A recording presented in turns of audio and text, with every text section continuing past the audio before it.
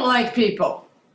Well, that doesn't mean I don't have friends. It's just that I find most people either too moody, too emotional, lazy, or complacent. Cats, on the other hand, well, they do whatever the hell they want. They're very independent, and they let you know what they want on their terms. And all I ever wanted was to read, study physics, research, tend to my garden, and listen to classical music. I love math. Why? Because it's logical. It makes sense. I mean, all the answers in the world are found in formulas. They are sexy, complicated, and mysterious, and they slowly reveal little pieces of themselves. And just when you thought you had them all figured out, they laugh at you when you reach a dead end. Oh, but what a rush when the formula finally works out. I can only imagine what it must have felt like for Einstein when he discovered E equals mc squared. As a scientist, it was a constant balancing act, trying to figure out how to deal with people so I could just be left alone to do my research. If I wanted to move up, I had to hold my tongue and learn how to be polite. It was so difficult trying to remember all the politics and dealing with all the egos sucking up to the dean who held all the purse strings. My colleagues and I, well, we learned to get along. We stuck together. We needed each other. We shared ideas and we talked for hours at the coffee shop. We compromised a lot those years to get those research grants. Whose soul was sold today? That's what we said as we made a toast at the Bayview Cafe.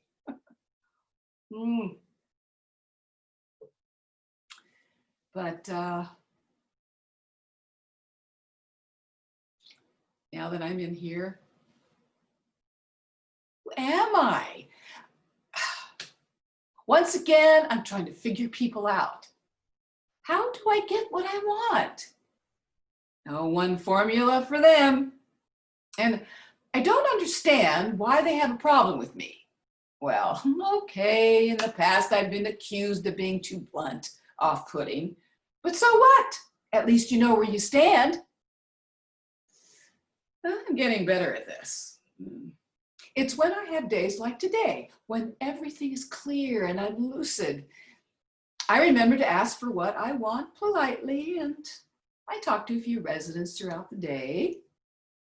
I can even recall all the minutiae that was involved in my research, and even the year I published my first article in applied mathematics. And other days, I don't remember my name or where I am, or what I had for breakfast, or recognize my own sister.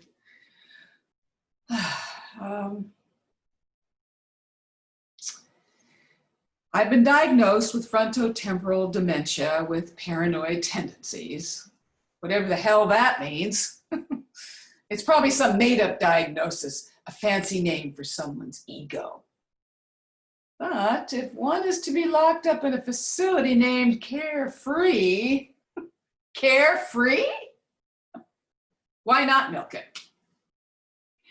Now, when you walk into this place, oh, it's very nice. As you can see, it's beautiful.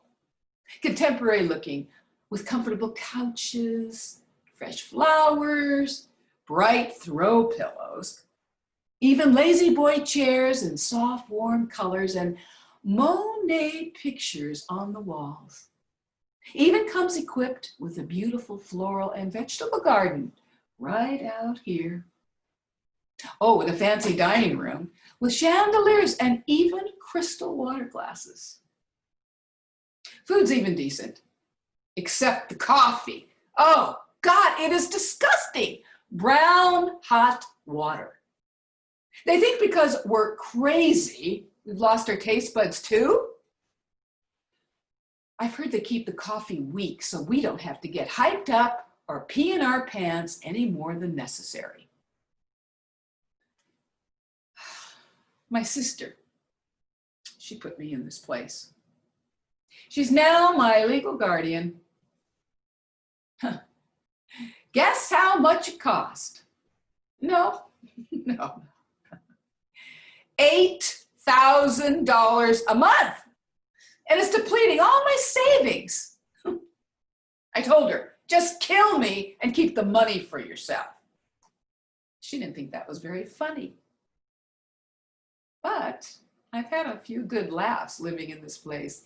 You see, what they don't know, these caregivers, I call them caretakers, is that we know. We know. It's all I can do to keep from screaming when they talk right in front of us or about us as if we are fucking invisible. So sometimes I play the game and I'll just stare into space when I hear them talking about me. And then, because I am crazy, I can do or say anything I want, like talking to Santa Claus or to my pet rat. Okay, sometimes I do get into mischief, and I love sneaking about and snooping in other people's drawers. We all have our own private rooms, and they are never locked. I have quite the collection of borrowed items. Ooh, I love Helen's soft gray and pink toes. Feels so good. Oh, yes. And Mary's floppy big hat. Ooh, I think it looks a lot better on me, don't you? I have a special hiding place under my mattress for all my collectibles. I'm getting really good at keeping a straight face when they ask me if I've seen Anna Mae's purple scarf or Lulu's sunglasses. I just shake my head. But I know they don't believe me and go into my room and look through my closets and drawers when I'm not in there. And I know they take a few things of mine too. These people are so stupid. Not once have they looked under my mattress.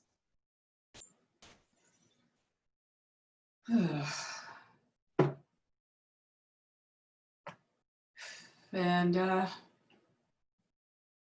then I have my bad days. Like last week. When Mary Martinez, the med tech, came in my room and woke me up to give me my pills. And I just wanted to sleep and be left alone. You know what that's like. Well, she started talking to me as if I was 3 years old. Oh, now, Evelyn, be nice. You know how better you always feel after you take your medication. She smiled at me and told me how pretty I looked and how neat my room was, and all I heard was blah, blah, blah, blah. Oh, I smiled back sweetly and put my hand toward her hand as if to shake it. She reached out for my hand and I gently squeezed hers. And then I squeezed a little harder and a little harder and a little harder. And I yelled, "You goddamn phony bitch. I'm not pretty and leave me alone." And as I continued to squeeze her hand with all my might, I could feel my blood boiling over into the anger and resentment that had been building up inside me of being stuck in this hellhole, of having mush for brains and not even recognizing my sister. After strangers taking my clothes off and putting their hands all over me and telling me I have to take a shower because it's for my own good. And then somewhere way back in the distance, like a train you hear a mile away, I could hear someone scream, "Let go! Let go of my hand!" It took 3 decades to pry my bloody hand off Mary's hand. And,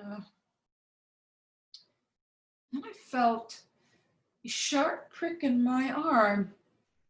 And I found myself floating like I was detached from my body. I think I floated like that for days. For days.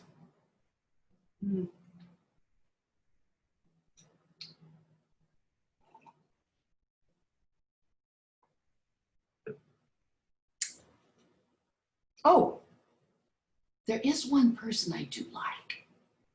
She comes in 2 times a week. Sometimes we exercise, sing, or play games. I don't remember her name, but I always recognize her. She has a spring in her step, and I think she's a little crazy too. She's quite entertaining. She always asks me first if I want to participate. And if I say no, she leaves me alone, and I really like that. She talks to me as if I'm a human being. It's as if she knows it's not right for anyone to live like this. Sometimes I will say yes and dance or beat on the drums or shake the tambourine. And when I do, I know who I am. My name is Evelyn. Evelyn. I can hear myself laughing, and I see that I'm home again, cutting my fresh flowers from my beautiful garden and feeling the sun on my face. Oh God, it feels so good. And I sit in my lounge chair and I read the history of pie. And I sip on a cold glass of Chardonnay, listening to Vivaldi and petting my cat, Matilda. Oh, Matilda, she's so beautiful. Hello, sweetheart. I love you so much, my little baby. I love you. And I'm home. Yes, I'm home. I'm home.